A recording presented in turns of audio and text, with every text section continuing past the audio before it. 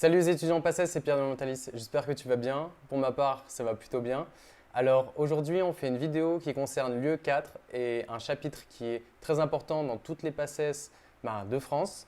Et ce chapitre concerne les tests diagnostiques. Alors cette vidéo fait suite à celle que j'avais faite déjà, si tu te rappelles, sur l'ADN.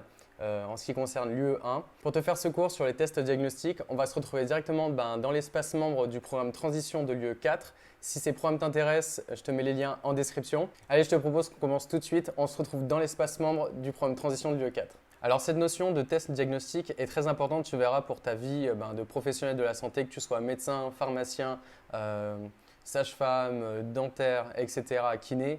Les tests diagnostiques sont omniprésents pour évaluer justement la viabilité et l'efficacité des différents tests qu'on utilise pour dépister et diagnostiquer des maladies. Donc c'est extrêmement important de comprendre ces différents paramètres et la façon dont on peut évaluer l'efficacité de tel ou tel test. Alors, on va commencer tout de suite. Quand le médecin pose un diagnostic, il s'appuie justement sur ces tests diagnostiques.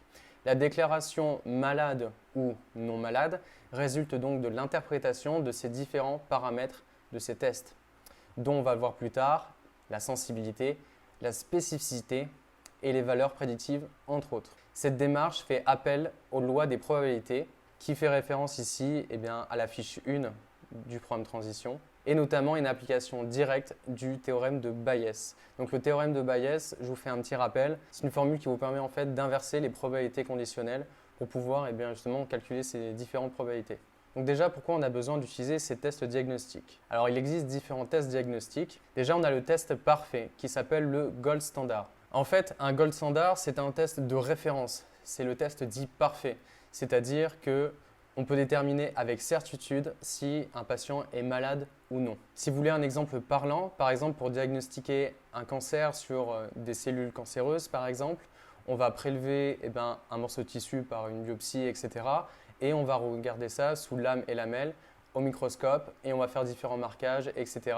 Donc ensuite, on a les tests dits imparfaits, donc le test diagnostique. C'est-à-dire que c'est un test qui va être alternatif au gold standard quand celui-ci ne peut pas être utilisé pour des raisons de coût, de risque élevé pour le patient ou parce que la méthode est trop invasive et inconfortable pour le patient. Contrairement au gold standard, on ne pourra pas dire avec certitude qu'un patient est malade ou non malade, mais on va apporter une information supplémentaire et non une certitude sur l'état du patient. Donc ça, c'est très important à comprendre dans les QCM. Si vous avez affaire à un test diagnostique et que l'item est on sait avec certitude que le patient est malade ou non, vous ne pourrez pas dire avec un test diagnostique que vous avez affaire à une certitude. Donc là, par exemple, ce sera un item faux. Alors bien évidemment, tous les tests diagnostiques ne se valent pas et on utilisera donc plusieurs paramètres pour les différencier, qui sont la sensibilité entre autres et la spécificité. Ce seront les deux paramètres les plus importants. Si vous voulez un exemple de test diagnostique, par exemple, vous avez le test de dépistage rapide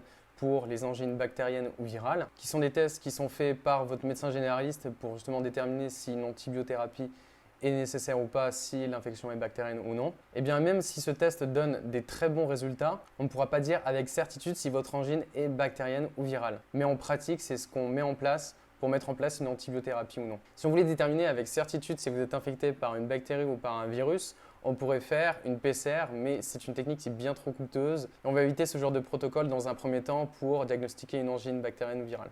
Donc maintenant, on va voir la modélisation des tests diagnostiques. On utilisera toujours un tableau de ce type-là, où on va référencer ici les malades M, ici les non-malades M bar, en référence à l'événement contraire. Ensuite, de l'autre côté, on va référencer ici les tests positifs, qu'on notera T+. Ici, les tests négatifs, que l'on notera T-. Et sur les côtés du tableau, on va référencer la somme des probabilités de chaque ligne. Et en bas à droite, ici, on va mettre la probabilité totale. Alors, si tout se passe bien et que vous avez fait votre tableau correctement, vous devez toujours obtenir 1. Alors, à quoi correspondent tous ces acronymes? En réalité, ce sont tout simplement des probabilités. Les VP, les FP, les FN, les VN, etc. sont des probabilités. Alors, les VP et les VN, ce seront des probabilités qui indiqueront que le test est concordant avec le gold standard. Donc, on a deux types de valeurs vraies, qui sont les vrais positifs. Là, c'est quand le patient est réellement malade et qu'on obtient bien un test qui est positif. Et ensuite, on a les vrais négatifs, qui correspondent au cas où le patient est réellement non malade et que le test donne bien effectivement un test négatif. Donc on comprend bien ici que plus l'AVP et plus l'AVN sont élevés ici dans le tableau, plus cela voudra dire que c'est un bon test, car il est concordant avec le gold standard qui nous donne avec certitude l'affirmation d'une maladie. Ensuite, on a les valeurs VP et VN qui correspondent aux faux négatifs et aux faux positifs. Alors les faux positifs, cela correspond à la probabilité que le patient soit réellement non malade, mais que le test donne un résultat qui est positif. Ensuite, la valeur VN, cela correspond au cas où le patient est réellement malade, mais que malheureusement, le test nous donne un résultat négatif. Donc c'est quand le test n'arrive pas à dépister la maladie correctement. Donc on comprend bien ici qu'à l'inverse des VP et des VN, que quand les FP et les VN sont élevés, dans ce tableau ici, cela voudra dire que le test diagnostique n'est pas très bon et n'est pas très performant, car on s'éloigne des valeurs du gold standard. Alors une fois que vous avez bien rempli votre tableau ici de probabilité et que vous avez bien fait la somme sur les côtés du tableau ici, et que vous obtenez bien 1 en bas à droite ici sur les probabilités totales, on va maintenant pouvoir évaluer avec différents paramètres si c'est un bon test diagnostique ou non. Alors pour ça, on va utiliser la notion de sensibilité et de spécificité. Alors en fait, tout simplement, ces notions de sensibilité et de spécificité, cela correspond à des probabilités conditionnelles. La sensibilité se note très souvent SE et la spécificité SP. La sensibilité sera en fait la probabilité qu'un patient soit positif au test, sachant qu'il est malade. Donc en fait, on comprend bien qu'ici, que la sensibilité sera une valeur très importante pour dire si c'est un bon test pour affirmer une maladie. Si la sensibilité est élevée, alors le test est efficace pour dire qu'une personne est bien malade. Donc la sensibilité se calcule tout simplement par les vrais positifs, auxquels on va diviser la somme des vrais positifs et des faux négatifs.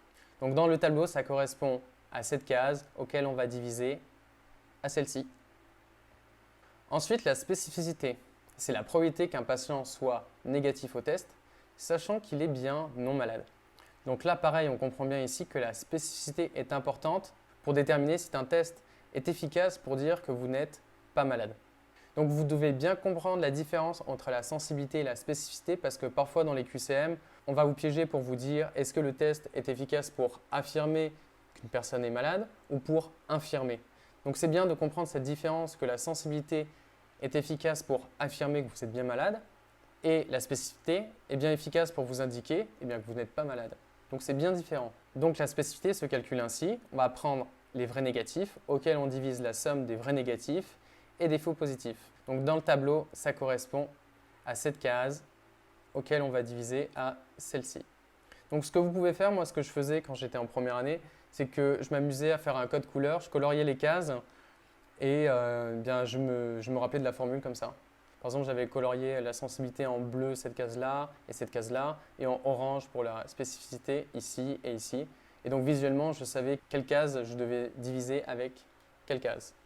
Donc ensuite, il existe deux autres paramètres pour évaluer si c'est un bon test ou non, et cela correspond aux notions de valeurs prédictives.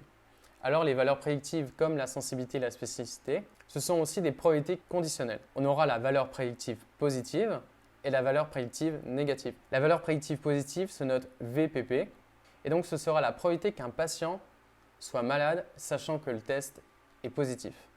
Dans l'autre cas, la valeur prédictive négative, c'est la probabilité qu'un patient soit non malade, donc N bar, sachant que le test est négatif. Pareil, tout simplement, on peut retrouver ces valeurs prédictives avec les formules suivantes.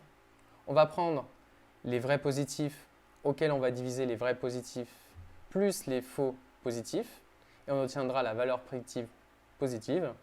Donc dans le tableau, ça correspond à cette case auquel on va diviser avec celle-ci. Et pour la VPN, on va prendre les vrais négatifs auxquels on va diviser la somme des vrais négatifs et des faux négatifs ici. Mais plus classiquement, pour comparer les tests entre eux, on utilisera plutôt les notions de sensibilité et de spécificité. Mais voilà, il n'est pas impossible que dans les QCM, on vous demande de calculer les valeurs prédictives positives et les valeurs prédictives négatives. Tout dépendra de l'énoncé de la probabilité que l'on vous demande. Donc voilà, c'est tout pour ces notions générales sur les tests diagnostiques.